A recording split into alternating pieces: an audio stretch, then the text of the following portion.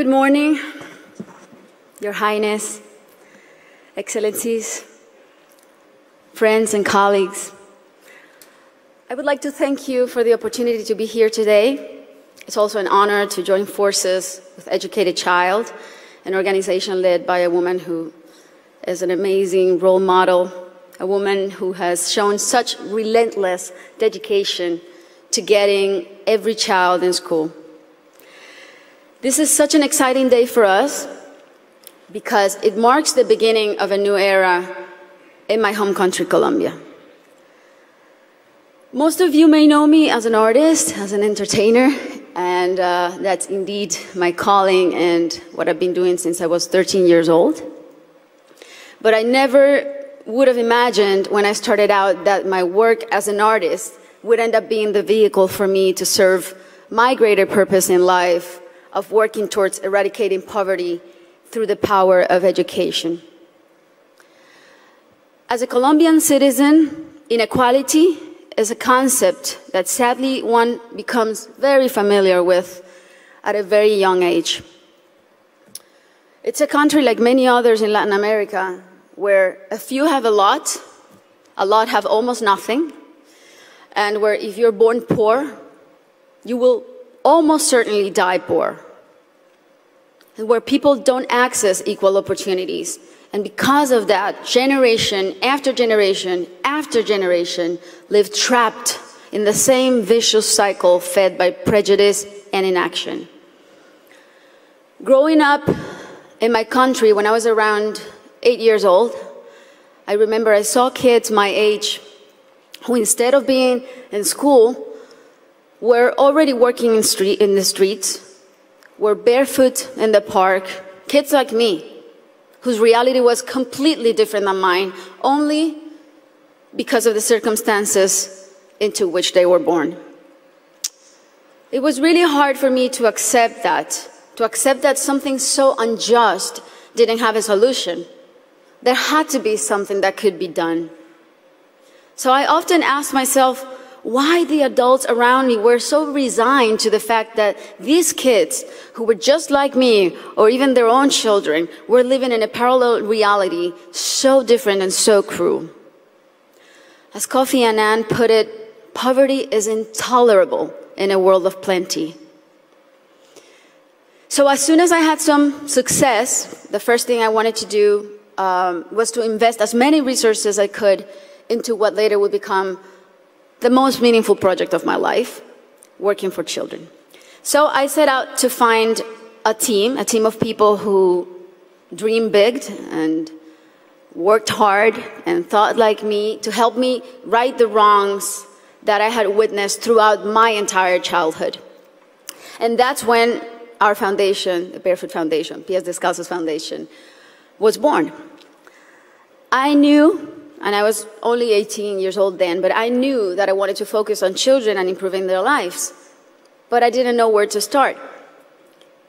So I really felt that I needed to learn what the roots of inequality and low social mobility were. So I decided to study the reasons why children were working in the streets, or why some children were being recruited by the violent organizations like the paramilitary or the guerrillas. Why were so many children suffering from chronic malnutrition? And I realized that most of the issues that children face in my country had and have a common denominator: the lack of access to quality education.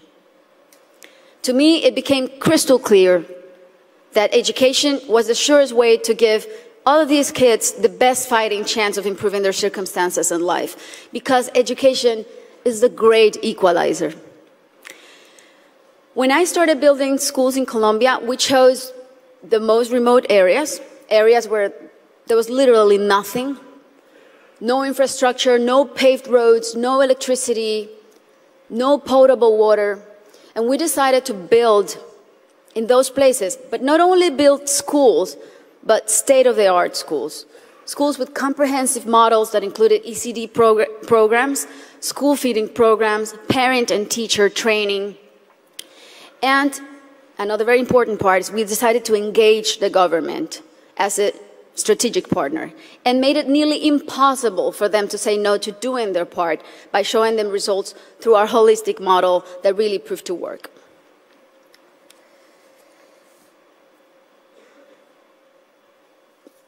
We noticed that as soon as a school is built in those places, everything is transformed. The improvements to the infrastructure were jaw-dropping. Electricity, potable water were made available, made accessible. Roads were paved. Malnutrition plummeted. But the best part of all is the academic results.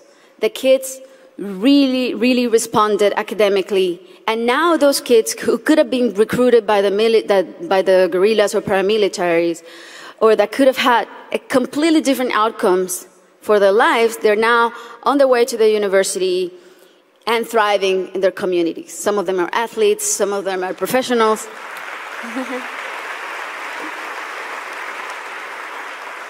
That's why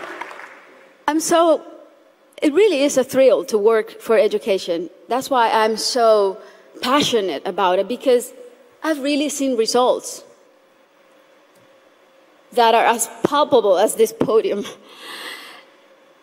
And seeing all these success stories that have a name and a last name has been one of the most rewarding things I've done in my lifetime, even more so than winning Grammys, I think.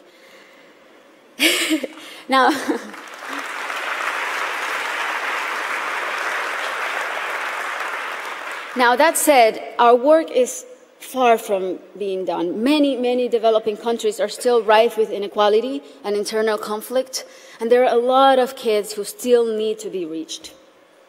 History is not only the past. History, it's made every day in the present.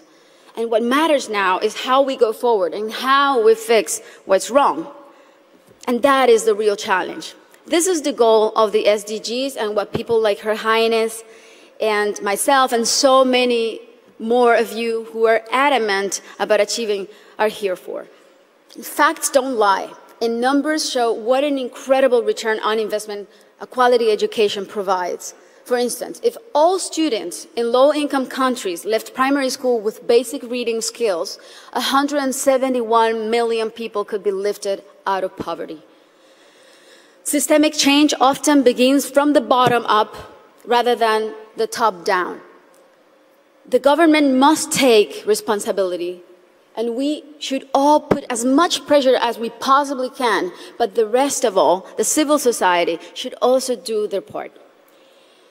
What we have discovered, both at PS Descalzos and Educated Child, is that many times only one single barrier to entry, such as no access to transportation or basic needs like a functioning bathroom, can prevent a kid from attending school or even put them at risk of dropping out. Sometimes all it takes to change a child's life is the security of a hot meal in school or the ease of being able to hop on a bus that will leave you safely at your classroom's door. It's as simple as that. And these are simple interventions, and they don't cost a lot.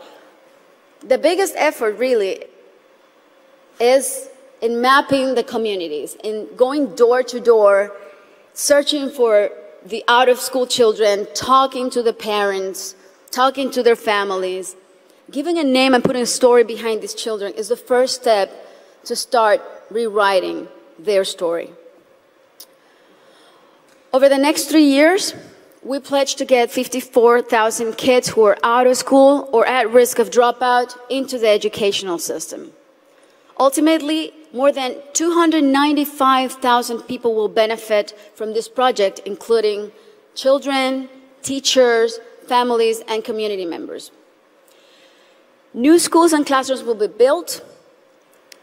School kits and uniforms will be distributed. Children will be enrolled in school, feeding and transportation programs. Teachers will be trained in strategies and in how to identify those students who are at risk so they can receive psychosocial support. And we are extremely confident that this partnership is only the beginning. and will be the model to replicate throughout my country until not a single child is out of school.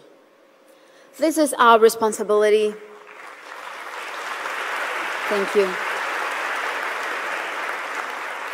This is our responsibility to our children and our debt to fulfill for the generations to come. Thank you very much.